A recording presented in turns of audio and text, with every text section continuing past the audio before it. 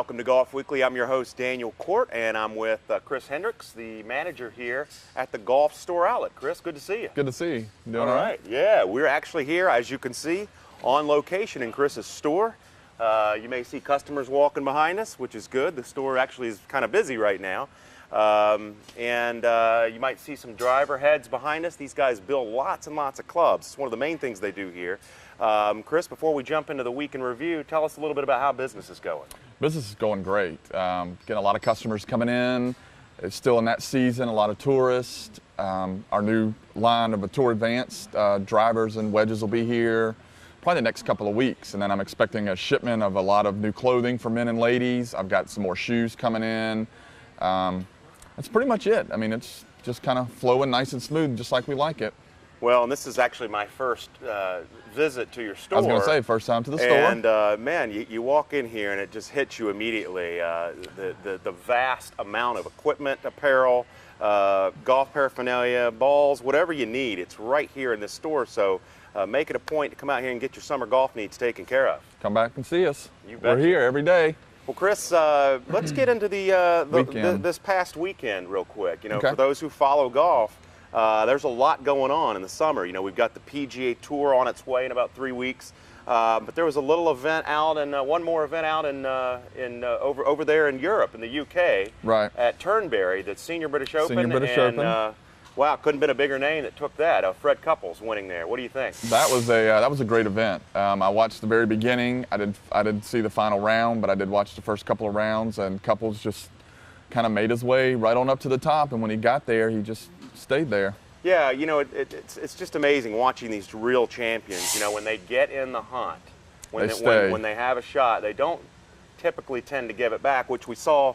You know, Adam Scott, unfortunately, gave it up tragically almost, playing so well for nearly 68 holes, and then bogey in the last four to lose by one. 4 holes to lose by one. Yeah, and that really is, I think, the difference between the greats and the really good players. Right, or the up-and-coming players. I mean, Couples is, you know, he's won a lot of the events.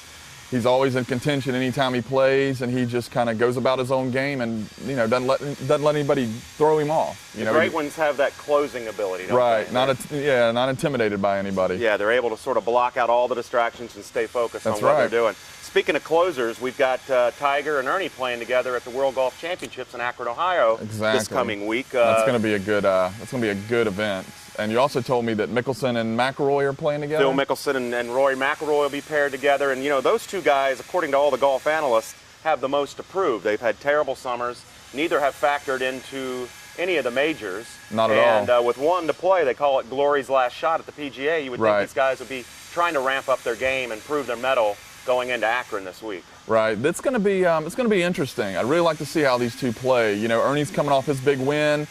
Tiger's won multiple times this year, and you know he's number 2 in the world. Back to number 2 in the world. Yep. He's just kind of moving his way back up the way he used to be. Right. And you know, at one point Rory was looking like the guy to beat. Well, I mean, he definitely is. He's the one that's getting beat. Right. You know, and Mickelson, you just keep waiting and hoping he's going to have a breakout year, and it's just not quite there yet. Well, and I think that just emphasizes even more how great Tiger Woods' career has been when you take guys with the talent of a Mickelson, who's had 40-plus wins on tour. Exactly. And a McIlroy, the up-and-coming phenom. You realize when these guys slump, how amazing it was that Tiger went on this run of about 12 to 13 years of just unprecedented, unfeasible feats in the game of golf. And he seems to kind of have reasserted himself. Yeah, it took, you know, he had some issues and some incidents that went on, but I mean, he's definitely gotten himself back. You know, he's almost there. Like you said, he's number 2. 1 spot away from being number 1, so he's definitely knocking on the door again. Exactly. You mentioned before we came on, you know, with the Olympics going on right now, in 2016, golf is going to be inducted back into the Olympic Games. What do you think about that? I think it's great. Yeah. It's been a long time since golf's been in, and I guess what I'm waiting to find out is, are they going to do, you know, is it going to be more of a team sport, or are they going to do individual? They haven't really. I don't know if they've ironed that out yet. They haven't. I know they've ironed out where they're playing, and I know somebody got the bid to build the course. Right. I'm not sure who it was, but I mean, at least we know it's up and coming. So it'll be interesting to see how many more viewers they get, how many more tickets are sold. Well, I think I'd rather watch golf in the Olympics instead of table tennis or skee ball or fencing. I don't know. Some of these sports are just so crazy to me, but you know, it's the Olympic Games, and why golf? You know, being such an incredibly popular worldwide sport, has not been involved is pretty amazing to me. Exactly. One more thing, real quick, before we have to get going. The Hilton Head Amateur is being played this week. Held in Wexford. Course was just redone. Arnold Palmer. I haven't been out there yet. I haven't played it since he came out and redid the course. I played it before, but you were telling me about the greens. The greens are, yeah, they're pretty extreme. Palmer, I think they're going to come back and maybe tone them down just a little bit. Okay. And I know Tom Logue was with us last week. In my absence, he was here to promote the tournament. If you haven't, if you want to play in the Open, it is open to amateurs and pros, and you can go to HiltonHeadOpen.com to get information on playing this week. Wexford is quite a test. It's a great golf course. I'm just really interested to see how some of these really good players handle it. Can compete, you know, against those greens, really. Yeah, it'll be interesting to find out who comes out winning and what the winning score is. That's going to be the big thing. There will be some 4-putts, let me tell you. I'm sure by talking with you earlier with the greens, I'm sure it's going to be a lot of 4-putts. Yeah, well, it'll be interesting, as you said, to see. And then when we come back, we're actually going to be joined by Rob Simmons, who just won his second Hilton Head Amateur tournament in a row. Right. And just qualified for the U.S. Amateur last week up in North Carolina.